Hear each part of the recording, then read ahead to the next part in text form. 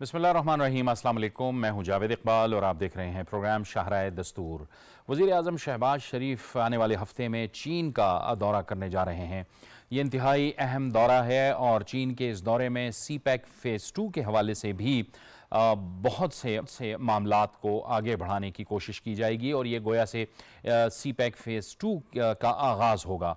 पाकिस्तान और चीन के दरमियान ताल्लुकात को हमेशा से दोनों ममालिक ने कदर की निगाह से देखा है और दोनों ममालिक अहम इलाकाई और बैनुल अक़वामी मामलात पर भी एक तरह का मौक़िफ़ रखते हैं। मसला कश्मीर की अगर हम बात करें तो उस पर भी चीन हमेशा से पाकिस्तान के साथ एक ही मौक़िफ़ पर खड़ा रहा है। वज़ीर आज़म शहबाज शरीफ का ये दौरा पाकिस्तान के लिए इक़्तिसादी तरक्की के हवाले से बहुत अहम होगा, क्योंकि इस दौरे के दौरान वज़ीर आज़म शहबाज शरीफ की चीनी सदर से मुलाकात होगी, वज़ीर आज़म से वफूद की सतह पर मुज़ाकरात होंगे और इसके साथ साथ अगर हम तिजारत की बात करें, सरमायाकारी की बात करें, इक़्तिसादी तरक्की की बात करें तो पाकिस्तान के बिज़नेस फोरम है उससे भी वो खिताब करेंगे और चीनी सरमायाकारों और ताजरों से भी उनकी तफसील से मुलाकात होगी।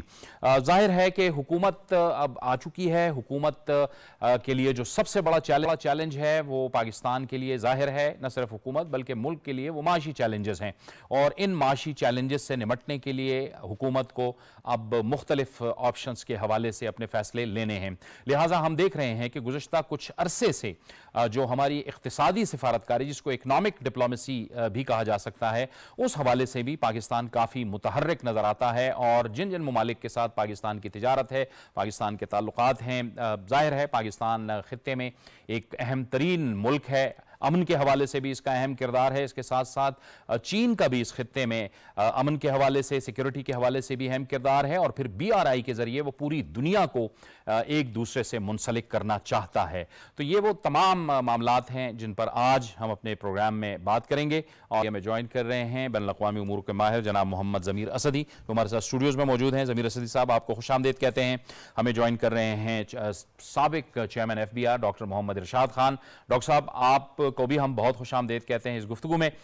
ज़मीर असदी साहब, आपसे भी हम बात करेंगे। बताइएगा कि ये जो दौरा है वज़ीर आज़म शहबाज शरीफ का, ये कितना अहम दौरा है आपके ख्याल में?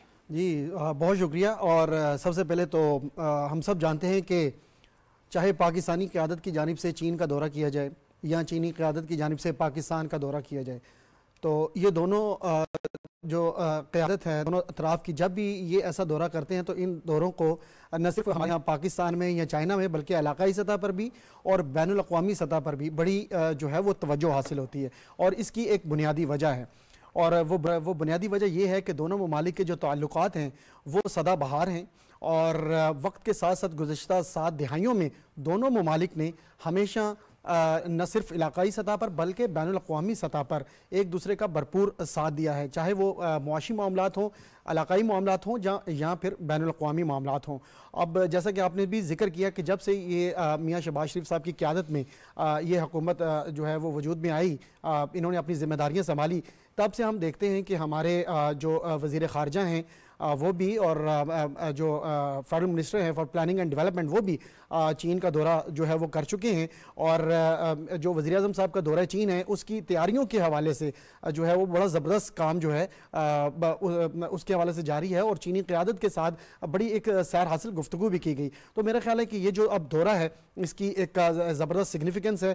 और मैं आज ही चाइनीज़ मीडिया, जो डिफरेंट मीडिया आउटलेट्स हैं, उनको मैं देख रहा था, उनकी जो सरकारी न्यूज़ एजेंसी है शिन्वा, अगर आप उसको देख लें या उनका ग्लोबल टाइम्स या चाइना डेली, उनको देख लें, गुज़श्ता दिनों से जब से ये दौरा अनाउंस हुआ है कि वज़ीर आज़म पाकिस्तान शहबाज शरीफ चीन का बड़ा अहम और तारीख़ी दौरा करने जा रहे हैं, क्योंकि ये वज़ारत उज़्मा का हलफ़ उठाने के बाद जो है ज़िम्मेदारियाँ संभालने के बाद ये उनका पहला दौरा है। तो तब से चीनी मीडिया की जानिब से इनका जो मियाँ नवाज शरीफ साहब की जानिब से जब CPEC फ़ेज़ 1 का जो है जब उसको लॉन्च किया गया, उन तमाम कामयाबियों का बार बार जिक्र किया जा रहा है और ये तवक्को की जा रही है कि मियाँ शहबाज शरीफ साहब जब अब दौरे चीन पर आएंगे, जब उनकी चीनी सदर शी जिनपिंग साहब के साथ मुलाकात होगी, चीनी वज़ीर आज़म ली छियांग के साथ, चीनी वज़ीर ख़ारजा और जो उनकी नेशनल पीपल्स कांग्रेस है उनकी चेयरमैन के साथ जो मुलाकात है वो बहुत अहमियत की हामिल है, क्योंकि दोनों अतराफ़ की जो पार्लियामेंट है उनके दरमियान जो ताल्लुकात है उनको बड़ा डीपन करने की जो है वो एक और एफर्ट है।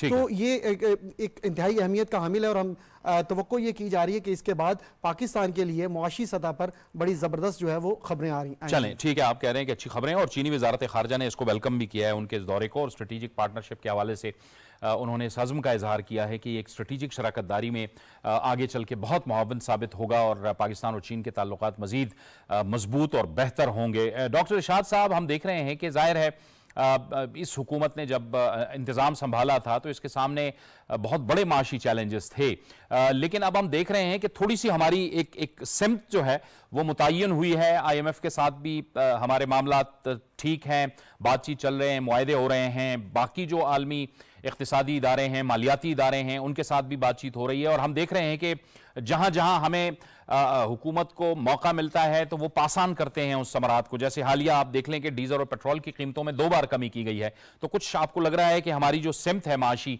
वो कुछ डायरेक्शनल हो गई है और बेहतर सिमत है? Thank you very much. हाँ बिल्कुल, मैं आपके साथ एग्री करता हूँ। जब से ये गवर्नमेंट आई है, अगर आप देख लेना, हमेशा से जो PMLN की गवर्नमेंट है इनके वक्त में इकोनॉमी पे स्पेशली फोकस रहा है और इकोनॉमी पे इन्होंने कई गेन्स किए हैं। इस दफा जब इनकी हुकूमत आई तो हम एक बहुत से एक इकोनॉमिक डिप्रेसिव स्टेट से गुजर रहे थे, और यहाँ तक कि शायद डिफॉल्ट का भी हमें खतरा था जब पिछले ये PDM की गवर्नमेंट आई और उन्होंने बड़ी सेक्रीफाइस दे के उसको तो अवॉइड कर दिया। लेकिन जब से अभी ये आए हैं तो अगर आप अपना इकोनॉमिक सिनारियो देख लें तो बहुत बड़ी डेवलपमेंट हुई है, और हम न सिर्फ डिप्रेशन से निकल आए हैं पर हम एक स्टेबलाइजेशन स्टेट इकोनॉमी में जिसको कहते हैं, हम एक स्टेबलाइजेशन स्टेट पे पहुंच गए हैं। आप देखें हमारा इन्फ्लेशन जो पिछले जुलाई से मई में था 23 में, अभी आपका होता तकरीबन 36.4, अब आपका इन्फ्लेशन आज जो फिगर्स आए हैं उनमें 17 तक आ गया है। आप रेवेन्यू का आप देखें 30% आपका रेवेन्यू ग्रो कर रहा है, और नॉन रेवेन्यू जो नॉन टैक्स रेवेन्यू करीबन 90% से ग्रो कर रहा है। आपका जो प्राइमरी सरप्लस है वो 1.5 ऑफ द GDP जो कि करीबन 1.6 ट्रिलियन हुआ है। आपके कैश एसेट्स जो है या लिक्विडिटी पोजीशन आपका करीबन 15 बिलियन तक आप पहुंच गए अगेंस्ट 4 बिलियन लास्ट ईयर। तो ये एक ऐसा सिचुएशन है कि अब हम टेक ऑफ स्टेज पे जाना चाहते हैं। इकोनॉमी में एक टेक ऑफ, एक रेजिलियंस आ गई है, और उसके लिए चाइना का होना और चाइना का हमें बिग वे आना, जिसको हम CPEC 2 कहते हैं, वो इंशाल्लाह एक इंकलाब लेकर आएगा, और इकोनॉमिक जो फाउंडेशन बनाया है इस गवर्नमेंट ने उसमें एक जंप स्टार्ट होगा और बहुत बड़ी चेंज आएगी। मैं तो इसको बड़े खुशी से देख रहा हूँ, और इंशाल्लाह ऐसा लगता है कि हम उस मुश्किल से एज अ कौम निकल आए हैं और हमें एक रोशनी नजर आ रही है। यानी डॉक्टर साहब, आपके कहने का मकसद यह है कि एक तो हमारी जो सिमत है माशी वो भी दुरुस्त है, और दूसरा जो चीन के साथ और CPEC फेज 2 की अगर हम बात करते हैं तो ये एक और स्टेबलाइजिंग फैक्टर होगा पाकिस्तान की माशी तरक्की के हवाले से, इक्तिसादी तरक्की के हवाले से। देखिए बिल्कुल ही सही है। अगर आप देखें ना, जब CPEC 1 बन रहा था उसी वक्त भी हम एक बहुत मुश्किल सूरत हाल में थे, और दुनिया का कोई मुल्क हमारे यहाँ इन्वेस्टमेंट करने को तैयार नहीं था। चाइना आया और उन्होंने $multi billion की इन्वेस्टमेंट की, और हम काफी हद तक उन चीजों से निकल आए थे। बदकिस्मती से बीच में हमने न सिर्फ CPEC को उस तरह लिया नहीं, बल्कि उनको कुछ हद तक नाराज भी कर दिया। जब से ये गवर्नमेंट आई है उन्होंने जो उनके जो रिमेनिंग प्रोजेक्ट थे उनको सिरे से उठा के कंप्लीट भी कर दिए, उनको राजी भी कर दिया, और अब हम उसी गर्म जोशी में दोबारा स्टेट में आ गए हैं कि अब वो सब कुछ देने को तैयार थे। कि CPEC 2 जो है ये कोई एक प्रोजेक्ट नहीं है। CPEC 2 उस विजन, उस फिलॉसफी का हिस्सा है जिसका हमारा CPEC एक कंपोनेंट है।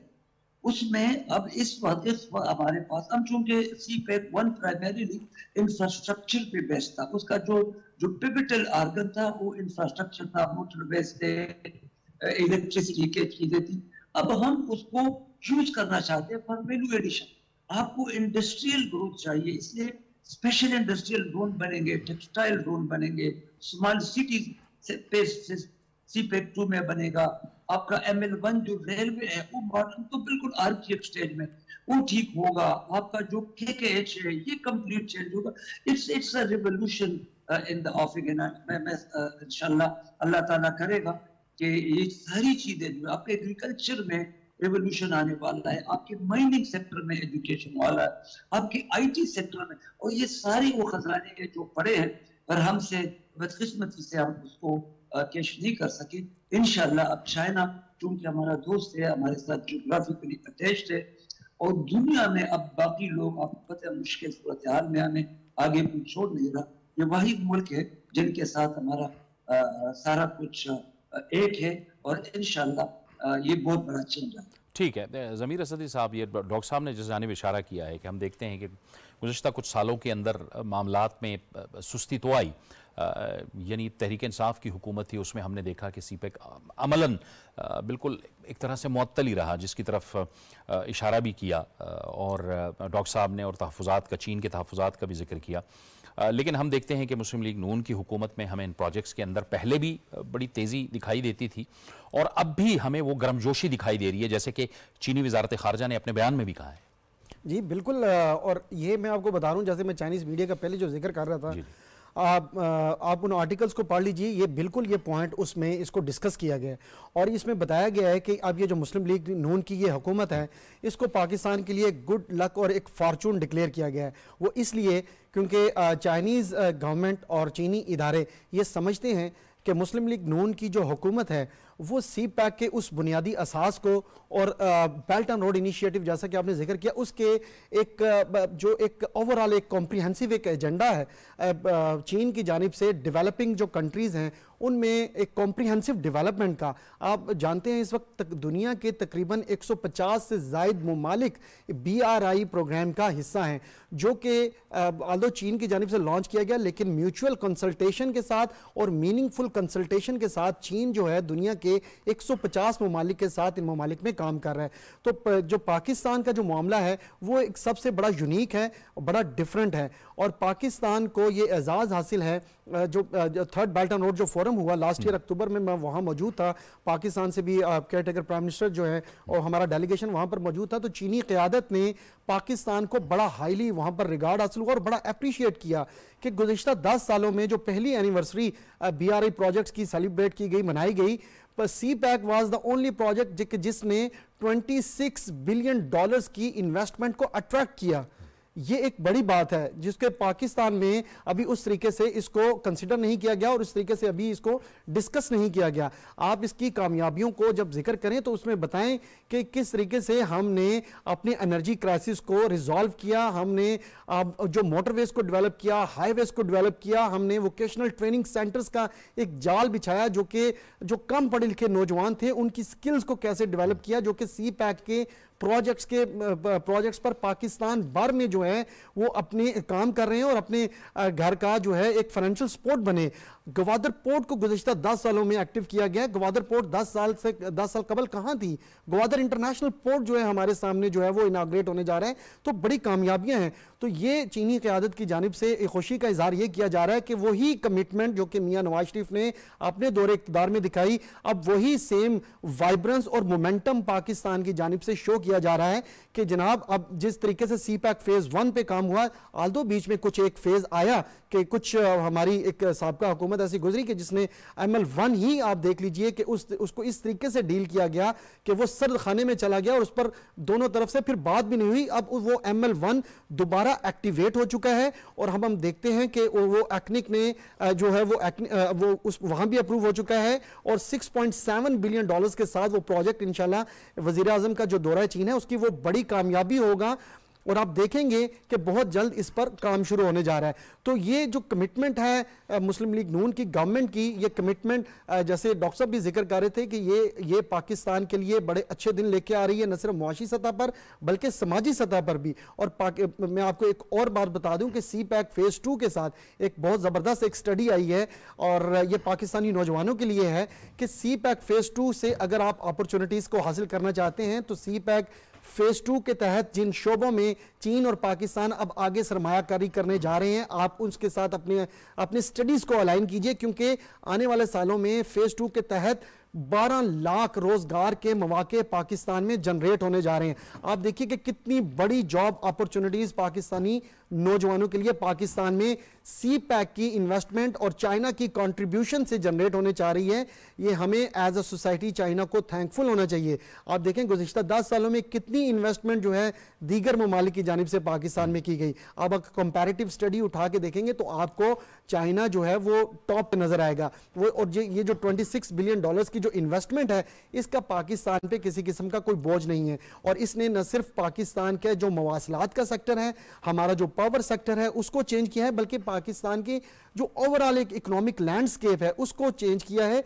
और ये जो तब्दीली है, अब उसका असर जो है आहिस्ता आहिस्ता आपकी जो एक कॉमन मैन है उस पे पड़ता हुआ नजर आ रहा है। और अब इन्फ्लेशन ये जो अब जो उसका जो कंट्रोल होती हुई नजर आ रही है, जो पेट्रोलियम की कीमतें जो कम होती हुई नजर आ रही हैं, ये 2013, 14 और 15 में जब इसकी बुनियाद रखी गई सी पैक की, इसके तहत जो इन्वेस्टमेंट पाकिस्तान में आई, ये सारा क्रेडिट उसको जाता है जो इतना जो पाकिस्तान में जो फाइनेंशियल जो उस वक्त हमें जो रिक्वायरमेंट्स थी, उन रिक्वायरमेंट्स को जो पूरा किया गया 10 सालों में, उसको ये क्रेडिट जाता है। हमें इस गुफ्तगू में ज्वाइन किया member planning commission of Pakistan जनाब डॉक्टर इश्तियाक। डॉक्टर साहब, आपको भी गुफ्तगू में बहुत खुशामदीद कहते हैं।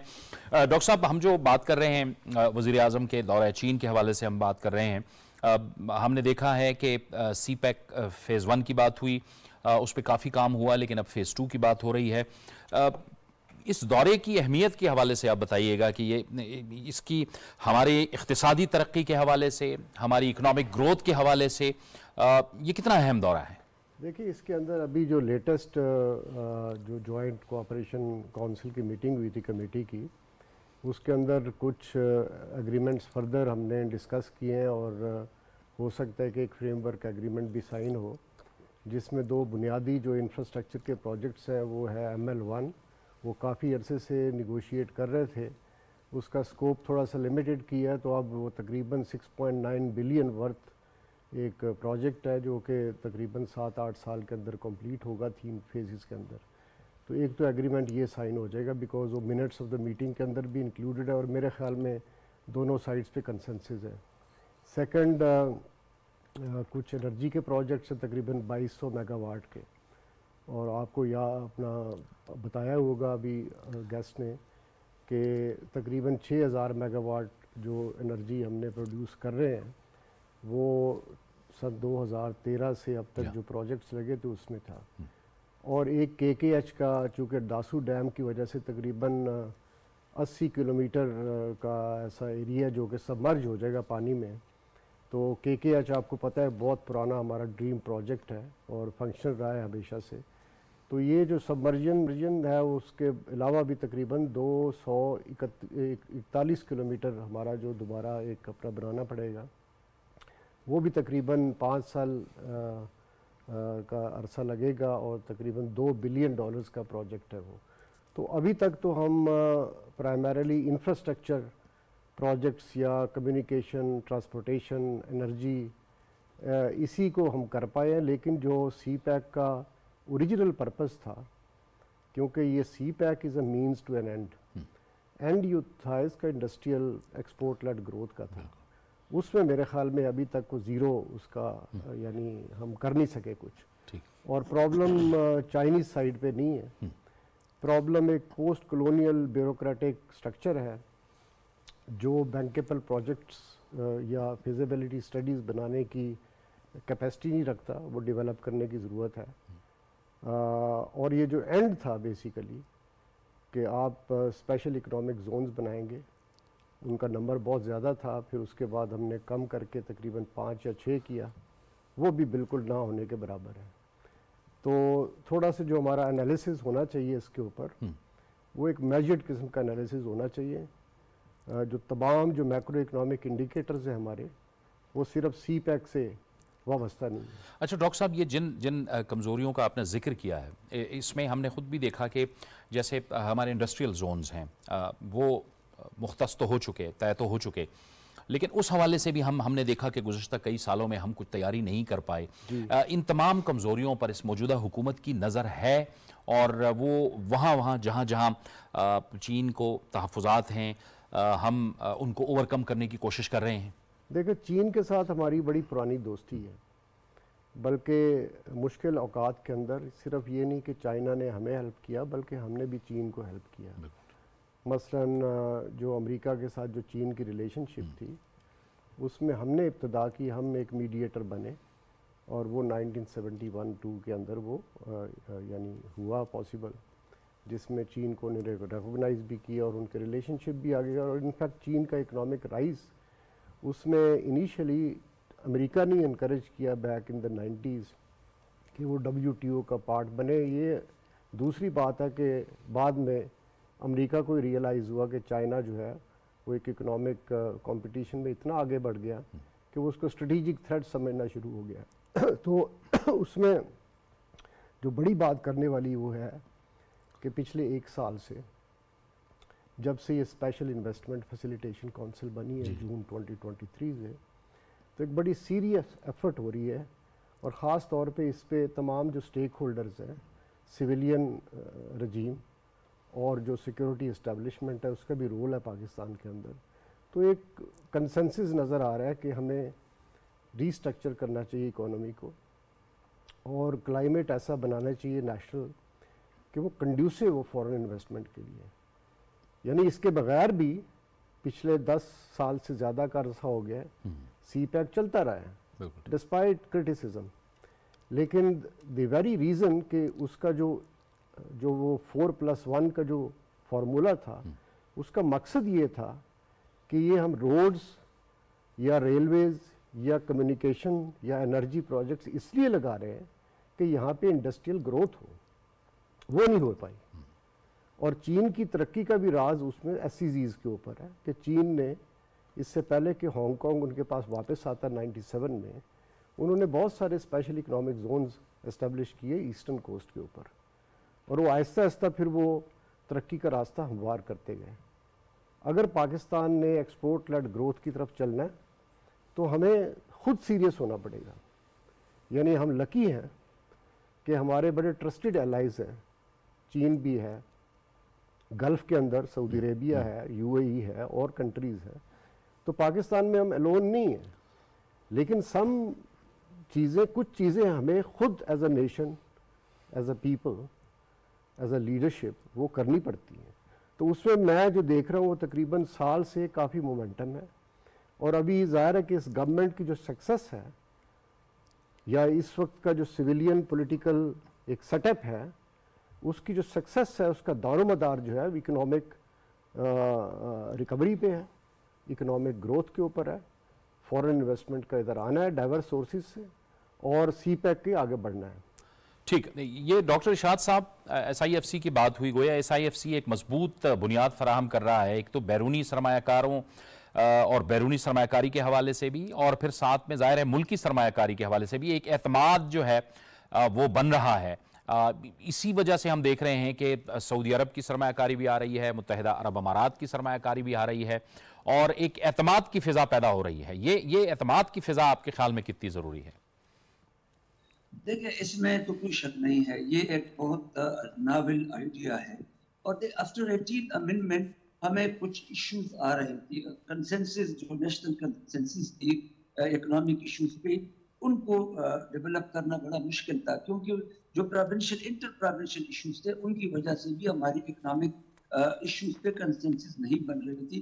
तो कोई एक प्लेटफॉर्म तो चाहिए था। लकीली SIFC आया और बहुत तेजी से वन विंडो डिसीजन कर रही है।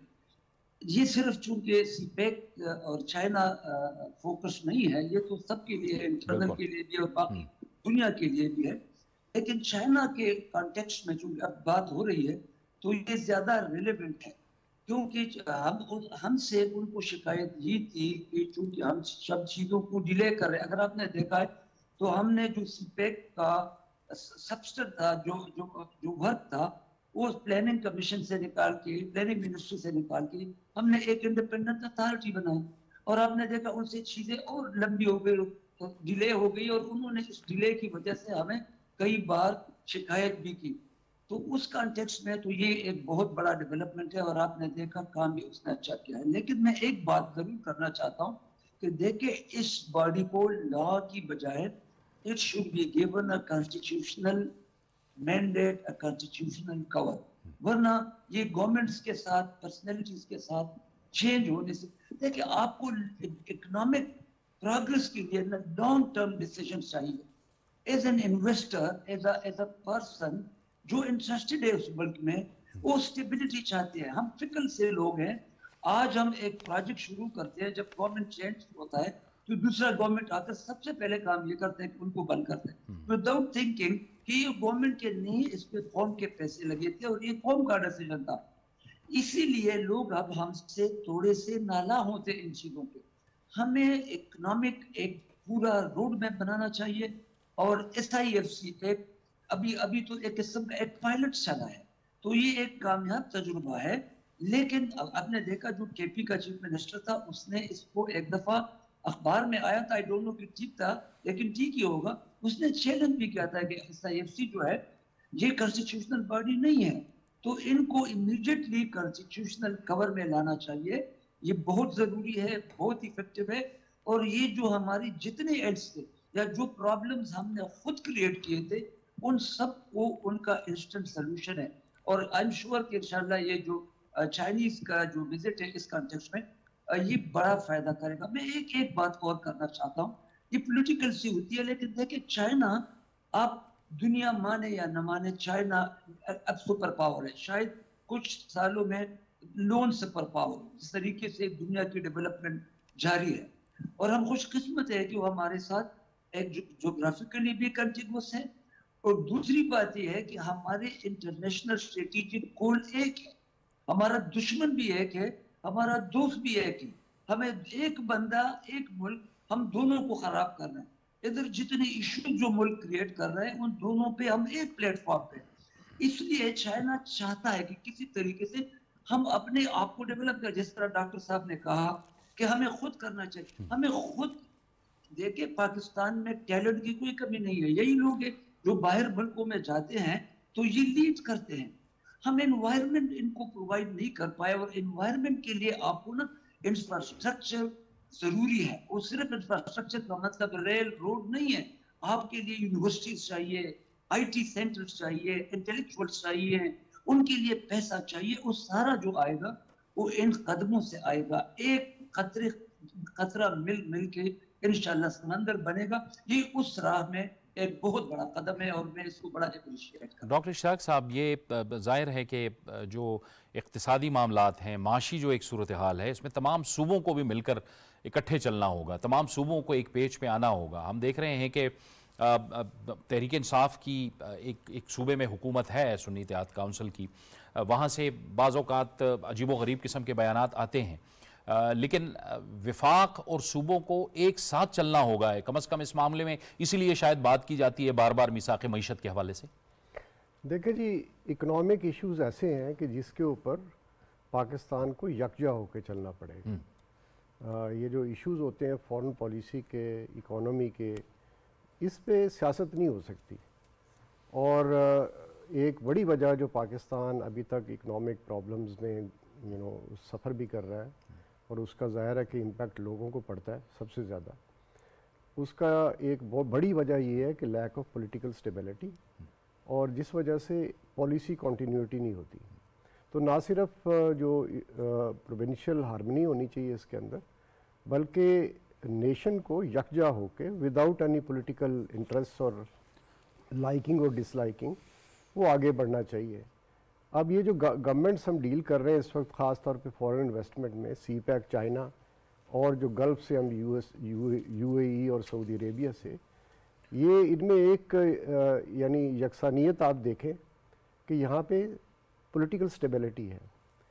प्रोलॉन्ग टेन्योर्स हैं लीडरशिप के, जिसकी वजह से हमें बिल्कुल पता है कि जो आज की पॉलिसी है वो आज से 5 साल भी उसी तरह रहेगी, क्योंकि 10 साल पहले भी यही थी। यहाँ पे अगर हम मुवाजना करें तो पीटीआई की प्रेफरेंस कुछ और थी, इवन सीपैक के लिहाज से। अब चीन तो एक स्ट्रेटेजिक पार्टनर है ना, वो बियर कर सकता है कि भी ये 4-5 साल का जो लैक ऑफ इंटरेस्ट है, जिसकी वजह से प्रॉब्लम्स क्रिएट हुए, हमें 2022 के अंदर फिर इसको रिवाइव करना पड़ा। इस वक्त एक कंसिस्टेंसी है, ख़ास तौर पे जो सिविलियन एस्टेब्लिशमेंट है और जो मिलिट्री इनके साथ इकोनॉमिक मैनेजमेंट के साथ मिली हुई है, लेकिन ये सस्टेन उसी वक्त करेगी कि जब यहाँ पे पॉलिटिकल स्टेबिलिटी होगी। कल कला कोई चैलेंज आ जाए यहाँ पे और there is a change of leadership in government, तो फिर आप मुझे बताएं कि जो आपके जो फॉरेन स्टेक होल्डर्स हैं उनको क्या गारंटी है कि there will be a return on investment, या जो प्रोजेक्ट वो ऑलरेडी अंडरटेक कर चुके हैं वो स्लो डाउन नहीं होगा। तो ये हमारी अपनी रिस्पॉन्सिबिलिटी है। आई थिंक हमें इस रिस्पॉन्सिबिलिटी से भागना नहीं चाहिए। और कोई भी चीज़ यहाँ पे आती है वो हमेशा हम स्टार्ट कर देते हैं game changer. Well, game changer ठीक है, लेकिन गेम उस वक्त चेंज होगी कि जब हम सीरियस होंगे उसके लिए। सही कि हम प्रोजेक्ट्स तो ले आते हैं, लोन्स भी उससे ले लेते हैं, और वो एस्टेब्लिशमेंट भी अगर हो भी जाए तो उसका वायबल आउटकम नहीं सीख कर पा रहे हैं। अब ये जो हमने हाईवेज का पूरा नेटवर्क बिछाया है, ये सिर्फ आप और मेरे यानी कम्यूट करने के लिए, ये इसलिए है कि यहाँ पे इकोनॉमिक एक्टिविटी जनरेट हो। इकोनॉमिक एक्टिविटी उस वक्त जनरेट होगी कि जब इन हाईवेज के साथ आपके अपना कोई एक्सपोर्ट प्रोसेसिंग जोन्स होंगे, यहाँ पे इंडस्ट्री बनेगी, वो फिर उसकी मार्केटेबिलिटी होगी, और ना सिर्फ इंटरनली बल्कि वो रीजन के अंदर एक्सपोर्ट लेड ग्रोथ होगी उससे। इसीलिए हम अपना एनर्जी यूनिट्स लगाते हैं, अपनी फैसिलिटी के लिए नहीं लगाते। तो सीपैक का भी जो एनालिसिस हम करते हैं, अक्सर हम हर चीज़ को जो है ना जोड़ देते हैं कि जी इन्फ्लेशन इसलिए ख़त्म हो रही है कि बिकॉज सीपैक हमने किया है। भाई उसका इकोनॉमिक इम्पैक्ट हुआ ही नहीं कुछ अभी तक, अभी सिर्फ रोड्स बनी है मेरे आपके लिए, और दैट इज़ क्वाइट अनफॉर्चुनेट। हम अभी एनुअल हमारी जो मीटिंग होती है, कल परसों हमने वो किया, उस पर ये हमें यानी नज़र आ रहा है कि unlike Bangladesh, India and other countries, जहाँ पे एग्रीकल्चर जो पोर्शन है ऑफ योर ट्रेड वो पहले ज़्यादा था और आहिस्ता आहिस्ता कम होके वहाँ पे सर्विसेज और इंडस्ट्री ने रिप्लेस कर दिया है। सही। यहाँ पे बिल्कुल उल्टा है कि सर्विसेज और इंडस्ट्री आपकी लेस आउटपुट दे रही है और agriculture is contributing a major share to the exports. So you can easily guess what kind of a future lies ahead. Eventually we have to make this big transition through foreign investment, through economic activity at home, कि हम services और industrial exports जो के उसको बढ़ाएं ताकि naturally economic growth उस तरह हो जैसे कि इमर्जिंग इकोनॉमीज की हो रही है। बिल्कुल दुरुस्त कह रहे। ज़मीर साहब, आप बताइए, जाहिर है कि चीन हर अहम मामले में भी पाकिस्तान के साथ खड़ा रहा है, और स्ट्रेटेजिक मामलात को अगर हम देखें, मसला कश्मीर के हवाले से भी हर अहम मामले पे, हर अहम फोरम पे चीन पाकिस्तान के साथ खड़ा रहा है। ये भी एक अहम डेवलपमेंट, पाकिस्तान भी फिर चीन के साथ हर अहम मौक़िफ़ पे उनके साथ मौजूद रहा है, जैसे डॉक्टर साहब ने भी फरमाया। जी बिल्कुल, हम पहले भी बात करते कि दोनों ममालिक का ताल्लुक ही ऐसा है रोज़े अव्वल से।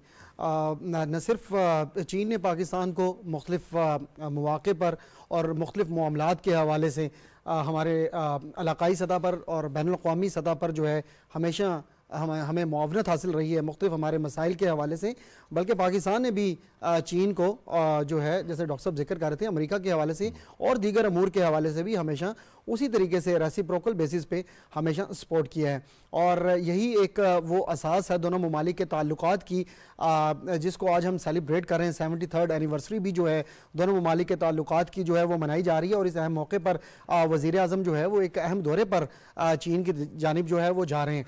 तो सीपैक की अगर हम बात इस वक्त हम कर रहे हैं, तो मैं सिर्फ ये इस वक्त ये कहना चाहूँगा कि पाकिस्तान में जो इस वक्त इकनॉमिक एक्टिविटी जो है वो अगर हमने अब जनरेट करनी है, तो उसके लिए पाकिस्तान में हमें अब जिन मॉडल्स पर काम करना है उसके लिए हमें ये देखना है कि जो चाइना में जो इकोनॉमिक एक्टिविटी इस वक्त जनरेट हो रही है, हमें अपने इकोनॉमिक इंटरेस्ट जो हैं हमें चाइना के साथ उनको अलाइन करना है।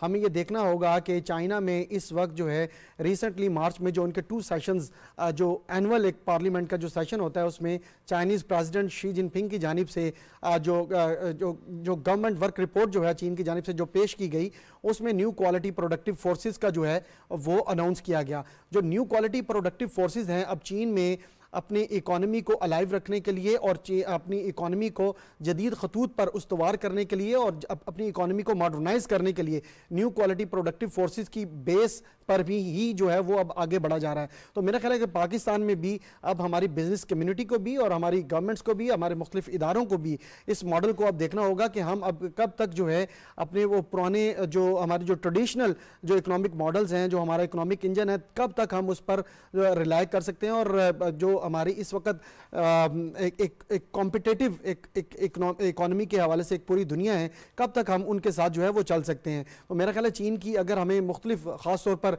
मुआशी मैदान में अगर मुख्तलिफ जो चीज़ों के हवाले से सपोर्ट जो है वो मिल रही है, तो हमें अब अपनी इकॉनमी को जदीद खतूत पर उस्तवार करने के लिए हमें अब इस मॉडल की जानिब भी जाना है। और हमें ये देखना है कि चीन अब जो है आने वाले सालों में किन सेक्टर्स में सबसे बड़ी इन्वेस्टमेंट पूरी दुनिया में कर रहा है, जिसमें सबसे बड़ी जो इस वक्त जो इन्वेस्टमेंट चीन की जानिब से अब वो की जा रही है वो ख़ास तौर पर न्यू एनर्जी की जो फील्ड है उसमें की जा रही है, इलेक्ट्रिक व्हीकल्स हैं उसमें की जा रही है, लिथियम आयन बैटरीज में जो है वो की जा रही है, फोटोवोल्टिक जो है वो प्रोडक्ट्स हैं उसमें की जा रही है।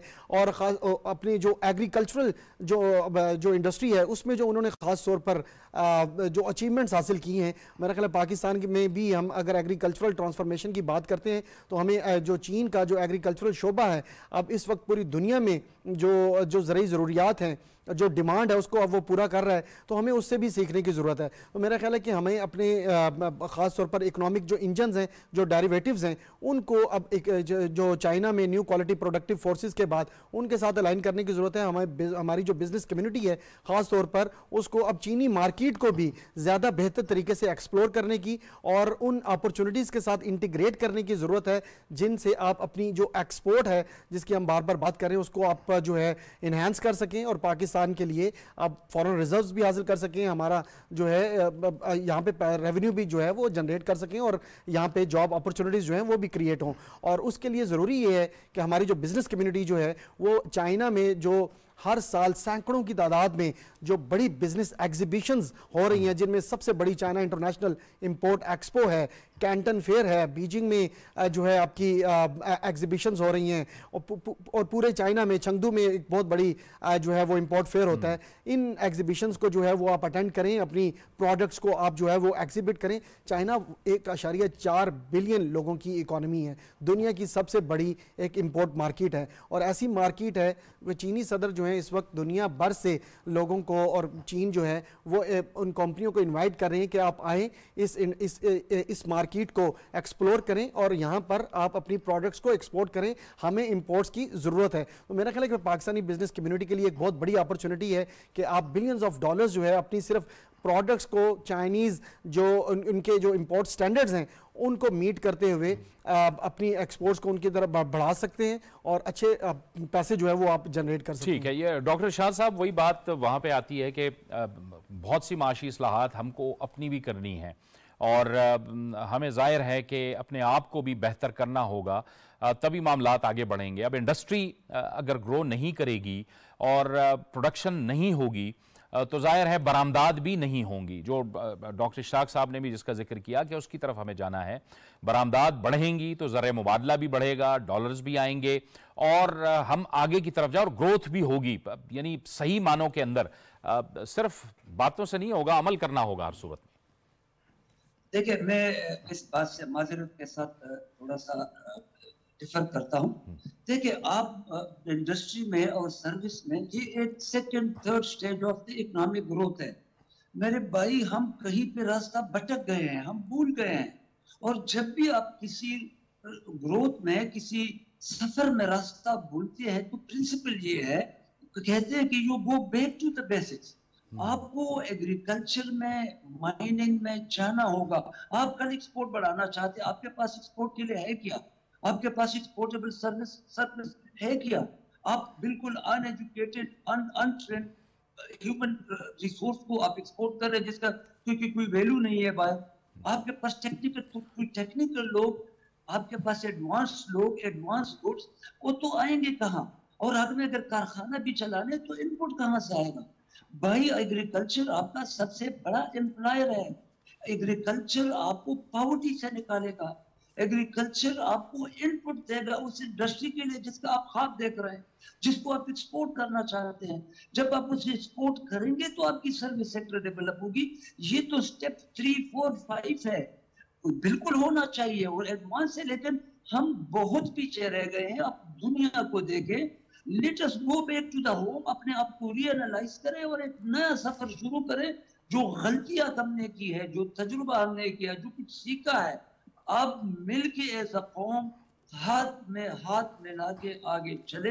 हमारे पास मौका है, एक अच्छा बड़ा दोस्त हमें मिला है, करना हमने खुद है, उन्होंने हमारे लिए नहीं करना, पर वो हमें रास्ता तो कम से कम इस मुसीबत से निकालने में हमें उसका बड़ा फायदा होगा। बहुत अच्छा डायरेक्शन जा रहा है, इसी को मेंटेन रखना है, इसको कवर देना है। मैं रिपीट करता हूँ कि इसको कवर देना है, कवर नहीं देंगे तो लोग हम पे एतबार नहीं करेंगे। हमारी तारीख में हम यू टर्न्स की एक लंबी तारीख रखते हैं, तो ऐसा ना हो कि हम कल इसमें दोबारा हो। बिल्कुल दुरुस्त कह रहे हैं, बिल्कुल दुरुस्त कह रहे हैं डॉक्टर इश्तियाक साहब। अभी हम तेल, गैस, तवानाई, टेक्नोलॉजी, साइंस, तालीम, इस मैदान में टेक्नोलॉजी ट्रांसफ़र से बहुत कुछ हम चीन के तजुर्बे से इस्तिफ़ादा हासिल कर सकते हैं। और फिर स्किल लेबर के हवाले से जब हम बात करते हैं, स्किल लोग हमें चाहिए, क्योंकि हमसे ये गिला किया जाता है कि बहुत से हमारे लोग बाहर के ममालिक में चले जाते हैं लेकिन वो स्किल नहीं होते। हाँ बिल्कुल राइटली सो, क्योंकि अभी आपने अगर देखा, मतलब it's not a bleak story at all. ठीक, अभी अगर आप मुआवजना करें पिछले 1 साल से, तो हमारी आईटी एक्सपोर्ट्स जो है उसमें खातिर ख्वाह इजाफा हुआ है। बिल्कुल। और ये एक एरिया है कि जो सर्विसेज सेक्टर के अंदर हम मिडल ईस्ट के साथ इंटीग्रेट कर सकते हैं।